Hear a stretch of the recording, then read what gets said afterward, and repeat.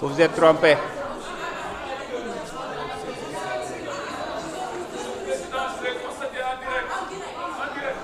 Écoutez. Je vous explique. Je vais vous expliquer. Non, c'est très simple. Vous avez posé une question, laissez-moi répondre. Vous avez peut-être choisi 3 députés, mais ça s'est passé au moins pour plus d'une vingtaine de députés. Écoutez-moi, il y a un problème technique. C'est ce qui fait que c'est au niveau même de la régie qu'ils sont en train d'administrer cela. Parfois, ça amène 3 minutes et ils complètent par 2 minutes. Et ça s'est passé au moins plus d'une vingtaine de fois. Peut-être vous avez choisi de remarquer pour votre collègue. De toute façon, la liste des orateurs étant close, Monsieur le ministre, vous avez la parole. Merci beaucoup. Merci beaucoup, Monsieur le Président. Si vous en convenez, pour des besoins de... Monsieur le Président, si vous en convenez, pour des besoins de cohérence, je voudrais laisser la parole d'abord au ministre de l'économie et je reviendrai en dernier ressort. Pas de souci. Merci.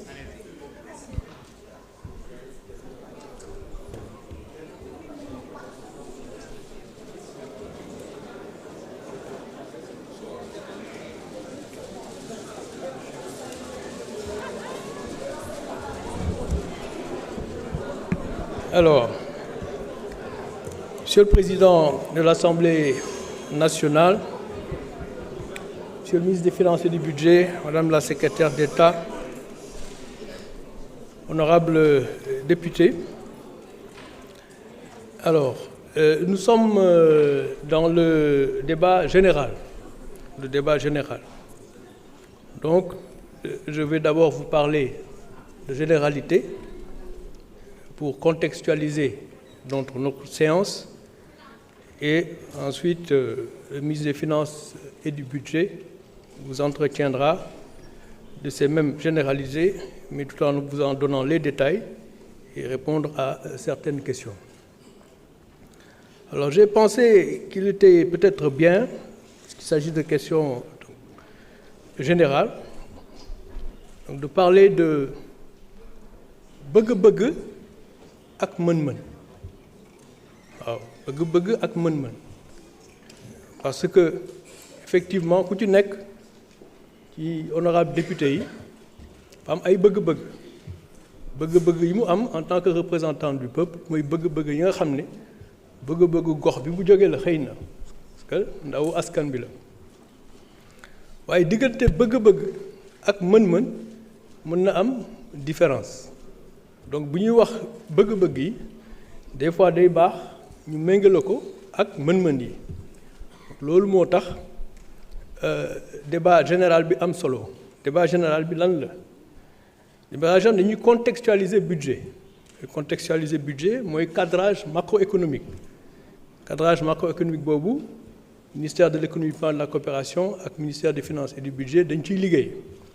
bu leen di dégg ñuy wax ak fonds monétaire international ak yu ni mel. Fonds monétaire international c'est différent des banques de développement qui financent des projets. C'est parce que justement mën-mën yooyu dafa am solo balaa ngay wax mën-mën yi naka nga koy séddale donc da ngay xam mën-mën yooyu naka la toll fu mu toll. Donc mën-mën yi bëgg-bëgg yi bëri na mais mën-mën yi alors donc dafa am lu ci des ce qui fait que 1960 ba léegi bëgg-bëgg yi bëri na mën-mën yi doyul ñu jéggaane ko di ko lebi bitim réew 1960 ba léegi en termes de déficit budgétaire. Alors bu ko defee à intervalles réguliers maa ko doon wax en commission 20 ans yu nekk Sénégal leba ba nga xamante ni mënatul a fay ñu taxaw def ajustement wala ñu baal ñu bor bi 1960 ba 1980 ñëpp xam nañu ajustement structurel yi ñu amoon 1980 ba 94 ñu def dévaluation jusqu'à 2000 et cetera 2000 bi ñu ko dépassé bor bi tolloon na ba léegi et c'est pas seulement le Sénégal mais toute l'Afrique les institutions financières internationales baal ñu suñuy ay bor yu ci bëri. Alors ñu defee dañuy commencé waat système bu bees mais defuñu noonu dañu lebaat de plus belle lebaat de plus belle ba mu egg ba 74% du PIB moom la ñu yaakaar waaye dañu continuer di leb ci suuf parce que encore une fois bëgg-bëgg yi dépassé na mën-mën yi te jàpp nañu bu nu mënee leb rek bu ñu ko dépensé rek alors suñu ay soxla faju alors loolu erreur la Sénégal xëy na exemple la ciy doon maa ngi doon wax ci ay fan ci gannaaw ne la croissance hors hydrocarbures hors agricole mi ngi commencé décélération am depuis 2018 avant Covid ci loolu dafa am solo mooy dañu démarré ay 5,8% du PIB de croissance di wàcc 2019 2020 21 Covid la mais 22 23 24 yëpp nii la def en termes de décélération de la croissance. Cette décélération à 3,5% de croissance PIB hors hydrocarbures hors agricole bien sûr boo ci yokkee hydrocarbures yi mooy 8% yi nga xam ne moom la ñu amoon daaw 6% ñu amoon ko en donc de 6% en 2024 8% en 2025. alors donc lu tax li ma wax léegi nii am solo parce que cadrage boobu moom mooy déterminer li nga xam ne moom nga am ak ni nga koy séddalee alors bu ñu nee déficit bi mi ngi doon 13% du PIB à peu près ñu ci débat général ñu ne est-ce que nangu nañu ne 5% de PIB mooy sa dette mooy sa déficit waaye dëgg-dëgg 13 la mooy yaa ngi leb di faj bëgg-bëgg yi mais da nga koo nëbb te li nga ci yaakaaroon amoo ko parce que croissance bi daf doon di wàcc ñu ne léegi loolu dañ ko war a feeñal bu ko defee askan bi ak ñi nga xam ne ñoo leen représenté assemblée nationale mën a xam seen bor fu mu toll ba ñu nangu ne bor bi war ñu ci war a mën a yokk waaye li ñu war a def mooy xëy na wàññi ko en pourcentage du PIB de telle sorte que ñi nga xam ne ñoo ñu daan lebal war ñu mën a wóolu continue dañu lañ lebal bu fekkee li nga xam ne moom la ñu yor ci mën-mën dafa am lu ci des mais li ci des loo xam ne bu ñu la ko lebalee day nekk loo xamante ni loo mën a nu mu tudd dékku la loo mën a attan la alors donc débat général ñu ne kon d'accord nañu ne trajectoire déficit budgétaire dañ ko war a wàññi ministère des finances yóbbu ko compte 13,4% du PIB 2024 7,8% du PIB 2025 ñu ne est-ce que askan bi d'accord na député yi d'accord ci ne 7,8 boobu war nañ ko yóbbu 5 bu ñu ci jëlee 5 yóbbu ko 3 muy 2027 débat yooyu dañ koy am ak Fonds monétaire international mooy rythme bi nga xam ne moom lañ koy wàññee est-ce que rythme bi baax na bu ñu wàññee déficit bi est-ce que dina am jeexital ci croissance waaw wala déet ñu ne bu fekkee croissance hors hydrocarbures hors agricole lu tax may wax hors agricole parce que agriculture bi dafa volatile en fonction de la pluviométrie et cetera mais bu fekkee daaw croissance 3,5% la woon hors hydrocarbures hors agriculture ñu ne ren xëy na 3,5 boobu 3,5 lay doon ba léegi wala mu jege ko 6 wala 7 en tout cas c'est à peu près 3,5 ñu ne bu fekkee sa déficit da nga ko jëlee 13,4 daaw indi ko 7,8 ci amul jeexital ci croissance hors hydrocarbures hors agriculture bu fekkee da nga ko wàññi 5% déwén wàññi ko 3% at bi ci topp pour méngale ko ak li nga xam ne moom nga jël comme engagement ak UEMOA du am jeexital ci croissance bu fekkee loolu lu war a mën a nekk la war nañu def ajustement boobu boo koy def nag naka nga koy defee anam bi dafa am solo ñu ne les dépenses improductives des dépenses courantes muy transfert les biens et services honorable ay dafee wax na ko léegi dañ ko war a wàññi parce que gaspillage bi dafa bëri ñu ne 13% du PIB de dette de déficit nga am ko juróomi at ci ay investissement yoo xam ne amul jeexital ci croissance wax naa leen ko sànq croissance bi dafa doon wàcc depuis 2018 hors hydrocarbures hors agriculture sans prendre en compte Covid daf doon wàcc kon ça veut dire que bor bi ñu daan leb ak fi ñu ko doon dugal indiwul croissance à la rigueur décélération de croissance la indi kon war nañ mën a nangu ne gaspillage bi am na projet yu bëri yoo xam ne boo ko arrêté accumulation bor bi dina wàññeeku ci it ce déficit di nga ko mën a indi ci li nga xamante ni moom nga dem jël ci engagement ak say partenaires dans l'UEMOA.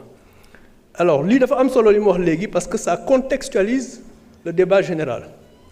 ñu ne kon ñëpp d'accord nañu ne trajectoire bi c'est la bonne trajectoire 8% du PIB de déficit 2025 5% du PIB à peu près de déficit 2026 ñu jëmale ko 3% en 2027 mooy ajustement bi jeex na la dette est sur une trajectoire descendante dañ ko teg niveau boo xamante ne nii ñi nga xam ne ñoo ñuy lebal ñu wax leen ne dëgg bi loolu la bu ko dee ëllëg ak si biir bu ñuy lebal xam ne ah kii kat may lebal borom nii la toll ci ay mën-mënam ak capacité de remboursement am nii la toll. alors loolu bu ñu ko waxee ba pare ñu ne léegi bu ñu bëggee def transformation systémique loolu dafa am solo ñu dégg projet bi lan la projet bi c'est un projet de souveraineté et de transformation systémique mooy li ma wax léegi ne 65 ans yi passé ni ñu xam ne moom la ñu doxalee pour bëgg a am transformation structurelle de l'économie ñëpp xam nañu ne suñu PIB 15% yi secteur primaire la à peu près 45% population bi rurale bi ci la ñu nekk bu fekkee 45% population 15% du PIB rek lay produire ça veut dire que amul productivité le secteur secondaire mi ngi woon à 20% du PIB en 2004 en 20 ans jóge na 20% dem ba 13% donc industrialisation amul secteur informel moo nekk dans le secteur tertiaire c'était pas très productif donc transformation structurelle bi ñu doon wax amuñu ko te fi ñu ko bëggoon a jaarale pour am ko mooy bor ak dette joxuñu loolu kon li nga xam ne moom la ñu war a def ci projet bi loolu la mooy transformation systémique naka ngay def ba changer système ba transformation structurelle bi nga bëggoon a am nga mun ko am ci yeneen anam yu dul leb boole ci leb di ko nëbb yaakaar ci croissance boo amul loolu mooy projet bi ñu ne souveraineté bi daam am na solo nit ki xam loolu lu mu doon souveraineté ça va pas dire tëju souveraineté li mu doon mooy sa ay choix yow yaa koy tànnal sa bopp muy sa choix wu bopp choix yooyu lan la le presse du premier ministre loolu la boo xoolee budget bi ni nga xam ne moom la tëddee boo génnee presse ci budget bi dafa yokk 3% du PIB de recette yokk 3% du PIB dans les dépenses d'investissement sur ressources internes ma ne ñaar yooyu boo ko génnee da ngay am à peu près 20% du PIB en recette gis ne dafa yokk de 1,3% du PIB supplémentaire je dis bien hors presse xool dépenses yi gis ne les dépenses courantes biens et services am na benn honorable député bu ko wax Karna Anta Babacar Ngom la woon wàññi les transferts et les biens et services mooy gaspillage bi boo jëlee ñaar yooyu ça contribue à la réduction du déficit bi jógee 7,8% du PIB dem ba 5,4 loolu mooy hors presse kon dañuy d'accord ne ajustement bi ñu ngi koy def te du am jeexital ci croissance bi wax naa leen ko sànq loolu ay discussions yu ñu amoon la ak Fonds monétaire international alors que ne loolu boo ko defee ba pare ne bëgg-bëgg yaa ngi fi waaye mën nii lii la toll nga ne am naa projet grand transfert d'eau am naa réseau gazier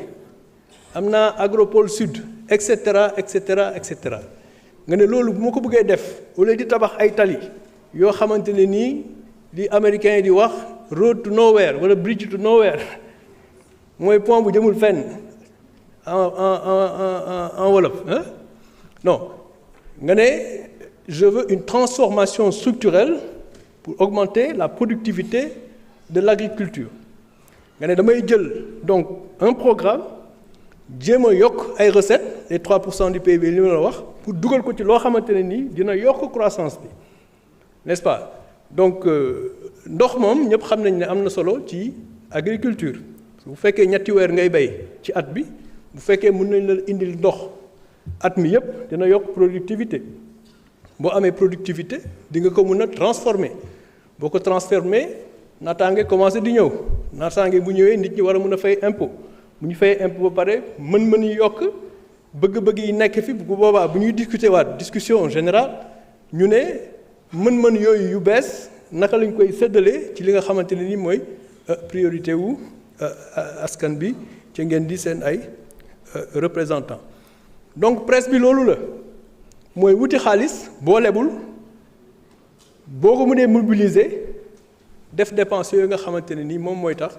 nga am la transformation structurelle à partir du budget. Mais dafa am leneen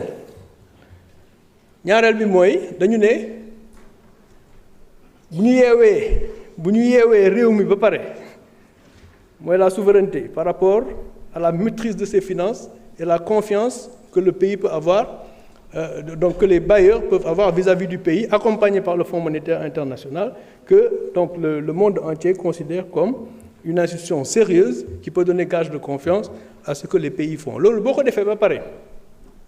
ma koy ooyee nga yeewi réew mi tekkiwul ne doo leb li mu tekki mooy boo nee damay leb nit ñi lebal la. Il faut aussi faire la différence entre notation bu yàqu ak signature bu yàqu ñaari du benn parce que sama bor mun na yokk 119% du PIB kenn ne ah kii kat comme detam yokk na damay wàññi notam mun na nekk nga jógee B egg CAA1 et cetera parce que c'est mécanique mais loolu tekkiwul ne sa signature bone na noonu loo tax ministère des finances ci wax nañu ko Fonds monétaire international tamit 2025 amul fonds monétaire. bailleurs yu bëri yoo xam ne dañu doon jox xaalis ci kaw Fonds monétaire ne war nañ la mën a jox xaalis joxuñu ko mais terewul ministre des finances avec ses équipes ils ont pu boucler le financement de l'État en 2025 mais sans le Fonds monétaire international.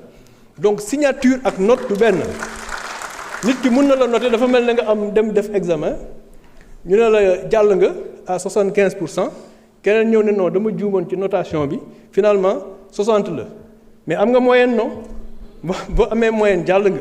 mooy donc notation ak signature bokkul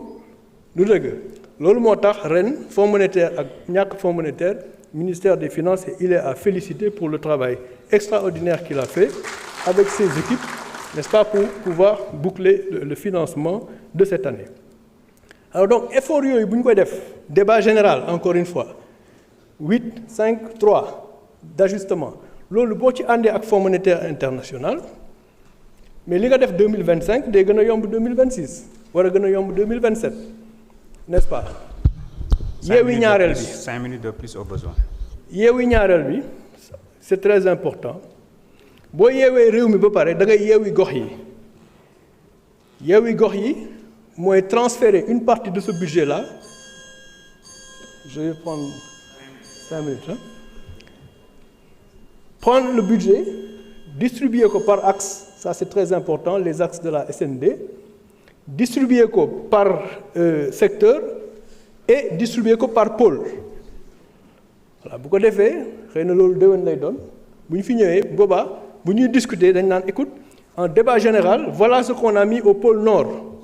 bu ko defee bu kenn amee problème dans une commune particulière à Saint-Louis daf naan enveloppe bi ñu jagleel Saint-Louis lu tax defuñ ci lii ak lii ak lii bu ko defee ministre bi ne la. enveloppe bi kat nii laa ko séddalee bu boobaa mën nga ko ne d'accord ma wala bu ñu ñëwee fii en débat général nga ne ni ngeen séddalee mën-mën yi d'accord ma ci mais du ma la laaj dara ci ni nga xam ne moom lañ ko dépensé bu ministre bi ñëwee man dinaa wax ak moom ci loolu mooy ñaareelu yeewi bi mooy yeewi gox yi alors bu réew mi yeewoo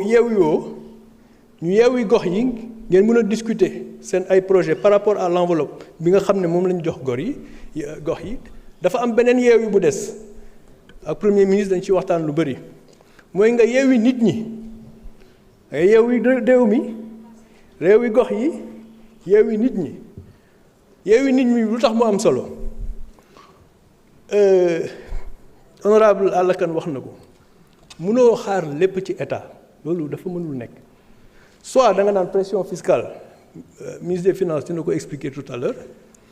pression fiscale mooy soit nga jox ma 30% du PIB mooy li ngay liggéey dama koy jël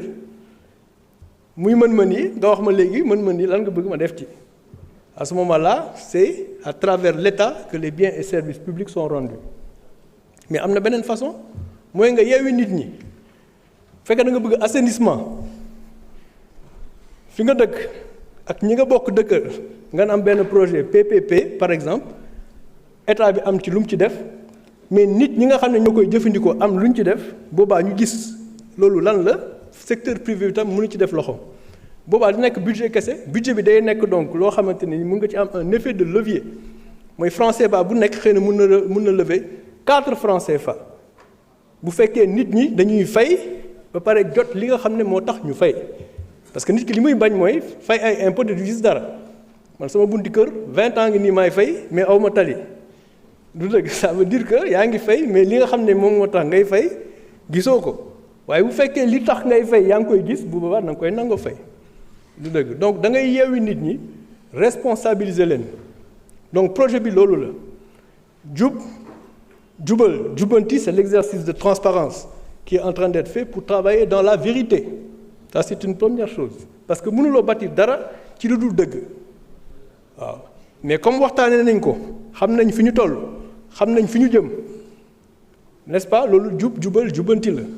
lenn moo ci des mooy ñu yeewi réew mi yeewi gox yi yeewi nit ñi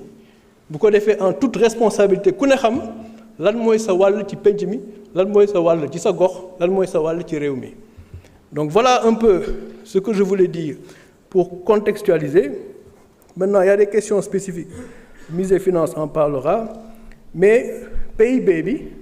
dañu ko revaloriser de 13,5% certainement boo 2021 la boo defee projection yi sur 2025 dina am jeexital ci dette bi